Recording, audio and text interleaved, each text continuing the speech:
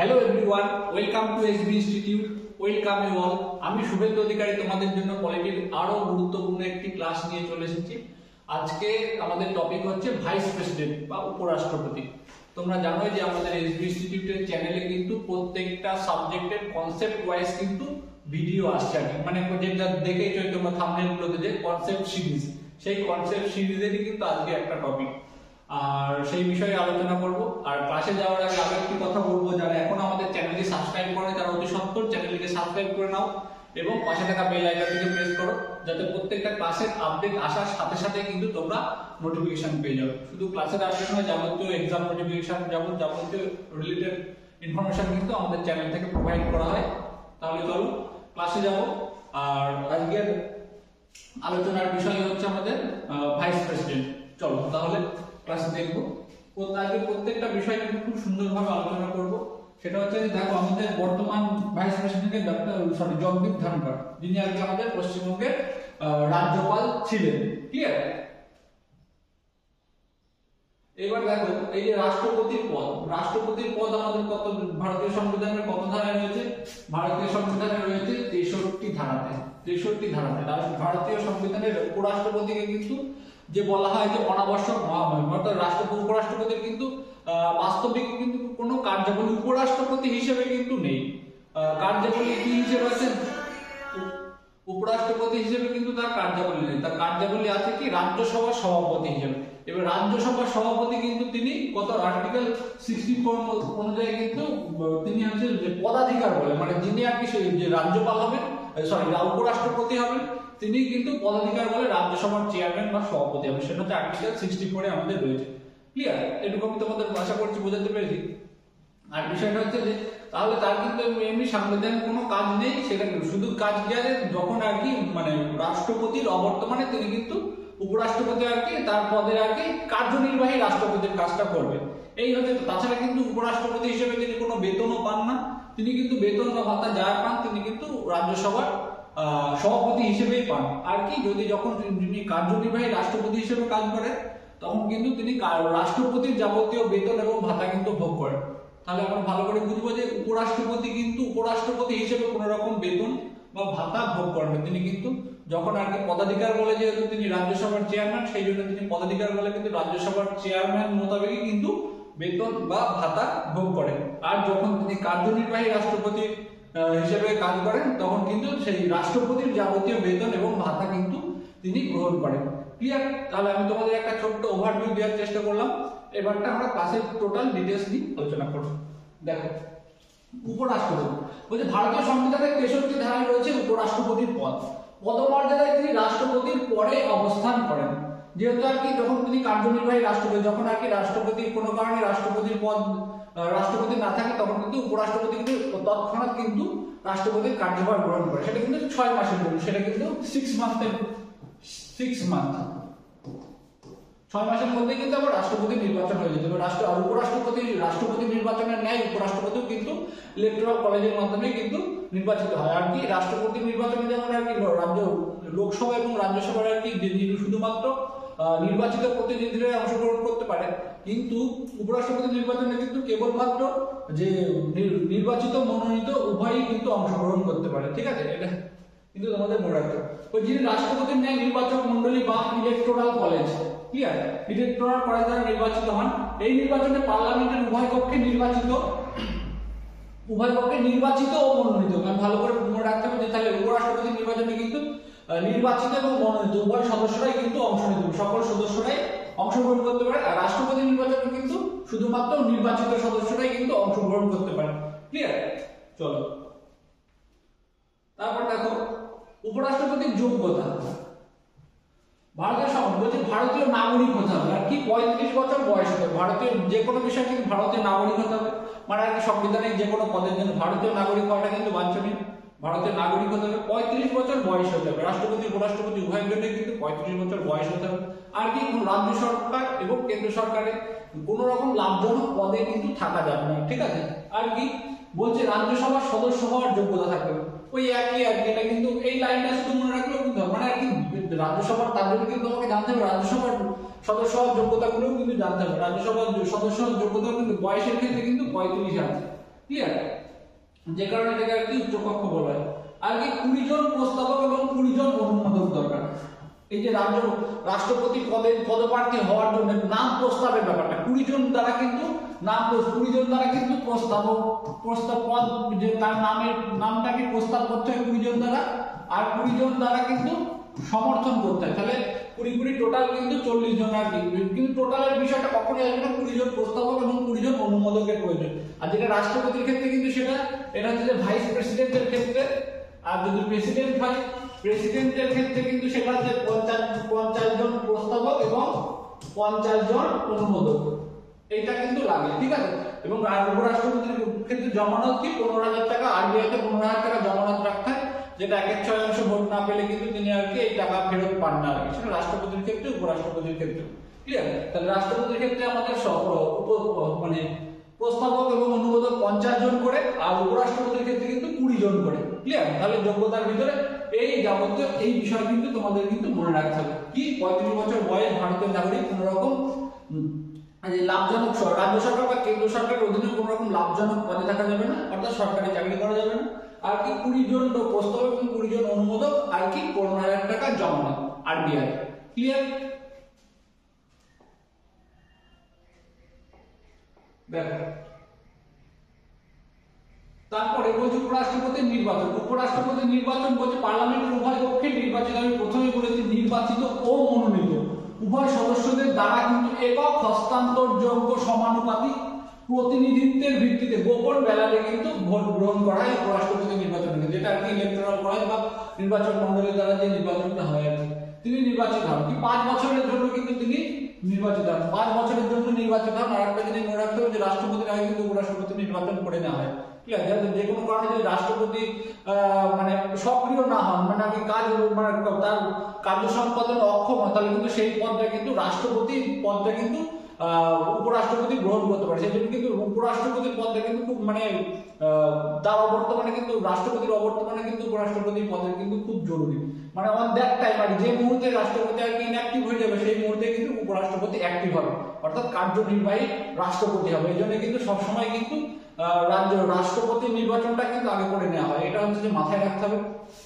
আর একটা বিষয় কি যে 5 ইয়ার টার্ম যে প্রিভিয়াস যে রাষ্ট্রপতি আছে, সেই রাষ্ট্রপতি থাকাকালীন কিন্তু একদম পরবর্তী টাইমে যে উপরাষ্ট্রপতি তাকে কিন্তু নির্বাচিত করে যেতে পারে না আর কি, ঠিক আছে? এগুলো কিন্তু জেনারেলি কোশ্চেন আসবে না, তবু আর কি যাবতীয় তোমাদের জানার জন্য বলছি। উপরাষ্ট্রপতি নির্বাচন সংক্রান্ত যে সংস্থার উপরে কোন নির্বাচন সংস্থা কোনটি? Electoral college. কি কোন রকম বিবাদ বলছে, কোন রকম প্রশ্ন তোলা যায় আর কি, কোন রকম প্রশ্ন যদি নির্বাচন সংক্রান্ত বিবাদের নিষ্পত্তি কেবলমাত্র সুপ্রিম কোর্টের হাতে, সুপ্রিম কোর্ট আর কি এই বিবাদের নিষ্পত্তি করতে পারে। তাহলে আমরা কি বললাম যে পার্লামেন্টের উভয় পক্ষে নির্বাচিত মনোনীত উভয় সদস্যরা কিন্তু উপরাষ্ট্রপতি নির্বাচনে অংশ নিতে পারে, আর কি গোপন ব্যালটে ভোট হয়। আর কি উপরাষ্ট্রপতি নির্বাচন মানে যে নির্বাচক সংস্থা, মানে উপরাষ্ট্রপতির যে নির্বাচক সংস্থা কি ইলেকটোরাল কলেজ, তার উপরে কিন্তু কোনো রকম প্রশ্ন করা যায় না।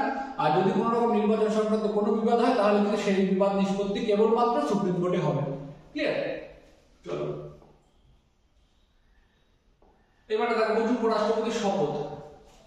উপরাষ্ট্রপতির শপথ গ্রহণ। উপরাষ্ট্রপতির শপথ গ্রহণ হচ্ছে যে শপথ গ্রহণ করার কে প্রেসিডেন্ট করে, উপরাষ্ট্রপতির শপথ গ্রহণ করানো হচ্ছে রাষ্ট্রপতি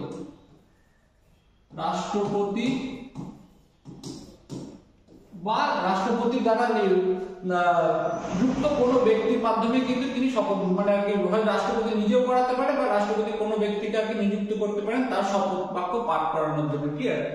আর উপরাষ্ট্রপতি যদি কোনো কারণে পদত্যাগ করেন, তাহলে কিন্তু তার পদত্যাগ পত্র জমা দেন কিন্তু রাষ্ট্রপতির কাছে। আর রাষ্ট্রপতি যদি কোনো কারণে পদত্যাগ পত্র জমা দেন, তাহলে কিন্তু সেও কিন্তু উপরাষ্ট্রপতির কাছে, উভয়ের কাছে তাদের পদত্যাগ পত্র জমা দেন। বেতন এবং ভাতা বলছে পদাধিকার বলে, আমি প্রথমে বলেছি পদাধিকার বলে তিনি কিন্তু রাজ্যসভার সভাপতি। কত ধারা এটা আমরা পেয়েছি? 64 ধারা, ঠিক আছে? রাজ্যসভার সভাপতি চেয়ারম্যান অফ আরএস বা রাজ্যসভা, কি রাজ্যসভার সভাপতির বেতন বা ভোগ করেন। উপরাষ্ট্রপতি হিসেবে নন, মানে তিনি কিন্তু উপরাষ্ট্রপতি হিসেবে কিন্তু বেতন বা ভাতা কিন্তু ভোগ করেন না। তার বেতন ধার্য ভারতের সঞ্চিত তহবিল বা কনসলিডেটেড তহবিল থেকে কিন্তু উপরাষ্ট্রপতির বেতন ধার্য করা হয়, ক্লিয়ার? এবার আমার যে কত টাকা বেতন পায় এরকম কোনো বিষয় কিন্তু আমাদের জানার দরকার নেই, কারণ সেগুলো কিন্তু পার্লামেন্টের উপর সব যাবতীয় বেতন এবং ভাতার যাবতীয় সাংবিধানিক পদে বেতন এবং ভাতার বিষয়টা কিন্তু সেগুলো মানে পার্লামেন্টের হাতে, পার্লামেন্ট আইন প্রণয়ন করে যাবতীয় ক্ষেত্রে কিন্তু সেটা বৃদ্ধি করতে পারে যখন তখন আইন প্রণয়ন করে, ঠিক আছে। সেই জন্য এটা কিন্তু আমাদের গুরুত্বপূর্ণ নয়, কিন্তু তার বেতনটা কোন তহবিল থেকে? সঞ্চিত তহবিল থেকে, ভারতের সঞ্চিত তহবিল বা কনসলিডেটেড তহবিল থেকে কিন্তু উপরাষ্ট্রপতির বেতন হয়। ক্লিয়ার? চলো দেখো, বলছি উপরাষ্ট্রপতির ক্ষমতা এবং কার্যাবলী দেখবো। উপরাষ্ট্রপতির ক্ষমতা এবং কার্যাবলী, কিন্তু উপরাষ্ট্রপতির তেমন কোনো আনুষ্ঠানিক কার্যাবলী নেই। আমি ক্লাসের শুরুতেই বলেছিলাম যে উপরাষ্ট্রপতির কিন্তু তেমন কোনো মানে আনুষ্ঠানিক কার্যাবলী নেই।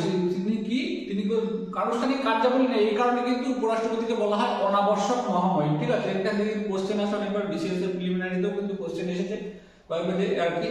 অনাবশ্যক মানে ভারতীয় সংবিধানে অনাবশ্যক মহামহিম কাকে বলা হয়? সেটা হচ্ছে যে উপরাষ্ট্রপতিকে।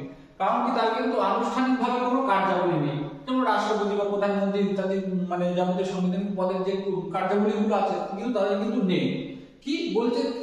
না থাকলেও কিছু গুরুত্বপূর্ণ ভূমিকা কিন্তু তাকে পালন করেন কি ভারতের উপরাষ্ট্রপতি।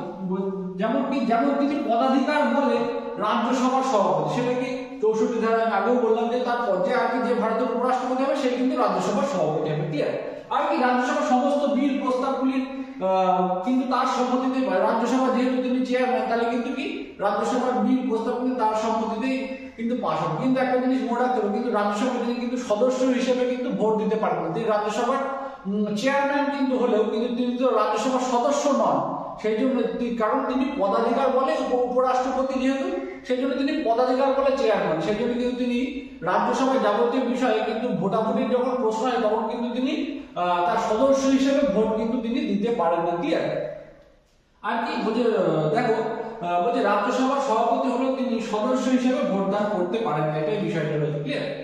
চলো তাহলে এই রাষ্ট্রপতির বিষয়, উপরাষ্ট্রপতির বিষয়টা খুবই ছোট, কিন্তু কিছু কিছু খুব গুরুত্বপূর্ণ জায়গা থেকে সেই বিষয়গুলো নিয়ে আমরা কিন্তু আলোচনা করলাম। এবার তারপরে দেখো, উপরাষ্ট্রপতির ক্ষমতা কার্যবলীর মধ্যে আরো কিছু বিষয় পড়ে যেটা আরো গুরুত্বপূর্ণ জায়গা, সেটা হচ্ছে রাষ্ট্রপতির পদ শূন্য হলে তাৎক্ষণিক সেই পদের দায়িত্ব পালন করে। আমি বলেছি যে কোনো কারণে রাষ্ট্রপতি যদি ইনঅ্যাক্টিভ হয়, যদি তিনি মারা যান, তিনি যদি পদত্যাগ করেন, তিনি যদি তাকে অপসারণ করা হয় বা ইমপিচমেন্ট করা হয়, ক্লিয়ার, তাহলে কিন্তু বা তিনি কোনো কারণে অসুস্থতার কারণে কোনো কারণে তিনি যদি আর কি তার দায়িত্ব পালনে অক্ষম হয়, তাহলে এই চারটি কারণে কিন্তু রাষ্ট্রপতির আর কি পদ যদি কোনো কারণে তার কাজে, আমি বললাম যে তিনি যদি সক্রিয় না হন, তাহলে কিন্তু উপরাষ্ট্রপতি সেই কারণে তৎক্ষণাৎ সেই পদে কিন্তু অ্যাক্টিভ হয়ে যায়। এটা হচ্ছে আমাদের সংবিধান স্বীকৃত ব্যাপার, যে কারণে কিন্তু উপরাষ্ট্রপতির পদ কিন্তু উপরাষ্ট্রপতির পদের কিন্তু একটা গুরুত্বপূর্ণ জায়গা রয়েছে। আর কি বলছে, তাৎক্ষণিক সেই দায়িত্ব পালন করে, আর সর্বাধিক 6 মাসের জন্য তিনি এই দায়িত্ব পালন করেন। এবার সর্বাধিক 6 মাসের জন্য কি এই যে কার্যনির্বাহী রাষ্ট্রপতি মানে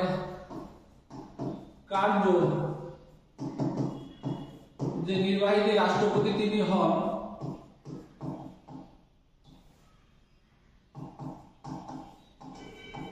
তিনি কি 6 মাসের জন্য কিন্তু কার্যনির্বাহী রাষ্ট্রপতি। কারণ 6 মাসের মধ্যে মানে রাষ্ট্রপতি যদি কোনো কারণে পদত্যাগ করেন বা মারা যান বা তিনি কোনো কারণে মানে তার দায়িত্ব পালনে অক্ষম হন বা অপসারিত হন, তাহলে কিন্তু কি হয় রাষ্ট্রপতিকে এই যে তিনি যে কার্যনির্বাহী রাষ্ট্রপতি, তাহলে যদি বলা হয় যে আমাদের কোশ্চেন আছে যে উপরাষ্ট্রপতি কত কার্যনির্বাহী রাষ্ট্রপতির মেয়াদকাল কত, তাহলে কিন্তু আমাদের লিখতে হবে 6 মাস। কারণ 6 মাসের মধ্যে কিন্তু নতুন রাষ্ট্রপতি কিন্তু নির্বাচন করে নিতে হয়, এটা কিন্তু আমাদের সংবিধানের বিধিবদ্ধ নিয়ম। ঠিক আছে? বলছে নিম্নলিখিত কারণে উপরাষ্ট্রপতি আপৎকালীন দায়িত্ব পালন করে। এই যে আপৎকালীন দায়িত্ব বলা হচ্ছে কারণ যে কোনো মুহূর্তে যদি আর কি রাষ্ট্রপতি ইনঅ্যাক্টিভ হয়, তাহলে কিন্তু উপরাষ্ট্রপতি তার দায়িত্ব পালন করে। সেই জন্য বলা হচ্ছে আপৎকালীন। কি রাষ্ট্রপতি মারা গেলে, রাষ্ট্রপতির পদত্যাগ করলে, আর রাষ্ট্রপতির অপস্থিত হলে, রাষ্ট্রপতির দায়িত্ব পালনে অক্ষম হলে, তাহলে এই যে 4টি বিষয়ে কিন্তু বিষয় ঘটলে কিন্তু উপরাষ্ট্রপতি আপৎকালীন দায়িত্ব পালন করে।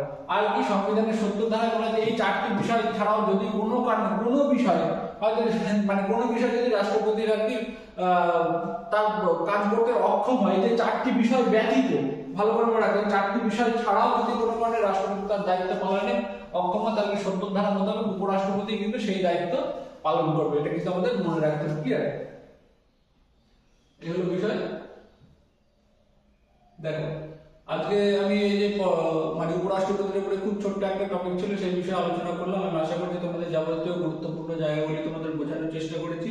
আর তোমরা যদি বুঝতে না পারো তাহলে কিন্তু আমাদের কমেন্টে জানাবে যে স্যার এই জায়গায় বুঝতে পারছি না, আমি সেই বিষয়ে কিন্তু কমেন্টে আলোচনা করে দেবো। আমরা আশা করবো তোমাদের জায়গাটা ক্লিয়ার হয়ে যাবে। আর একটা গুরুত্বপূর্ণ বিষয়, আজকে ক্লাস শেষ করার আগে এসবি ইনস্টিটিউট থেকে কিন্তু ফাউন্ডেশন ব্যাচ শুরু হয়েছে। সেটা হচ্ছে কি এই সপ্তাহে জানুয়ারির 1 উইক থেকে কিন্তু চালু হয়েছে। সেটা কি যে কোশ্চেন প্যাটার্ন বেসড কনসেপ্ট, মানে কোশ্চেন প্যাটার্নকে বেস করে কিন্তু কনসেপ্ট তোমাদের প্রত্যেকটা সাবজেক্ট ওয়াইজ কিন্তু এবং টপিক ওয়াইজ কিন্তু তোমাদের শেখানো একদম গোড়া থেকে। টোটাল পরীক্ষাগুলো মানে যতগুলি আগে কম্পিটিটিভের প্রোগ্রাম আছে মানে এক্সামগুলি রয়েছে সম্ভাব্য, সেই এক্সামগুলোকে টার্গেট করে কি কি WBCS 2024, WBP, KP, WBPSC, miscellaneous, clerkship, এই সমস্ত পরীক্ষাগুলি তোমাদের পুরো বেসিকটা একদম ক্লিয়ার করে দেওয়া হবে। বেসিক থেকে অ্যাডভান্স লেভেল পর্যন্ত কিন্তু এই ব্যাচে করানো হবে। আর কি যাবতীয় ইনফরমেশন পাওয়ার জন্য এবং এরকম গুরুত্বপূর্ণ ক্লাস পাওয়ার জন্য কিন্তু এসবি ইনস্টিটিউটের ইউটিউব চ্যানেলটা কিন্তু সাবস্ক্রাইব করে রাখতে হবে। Thank you.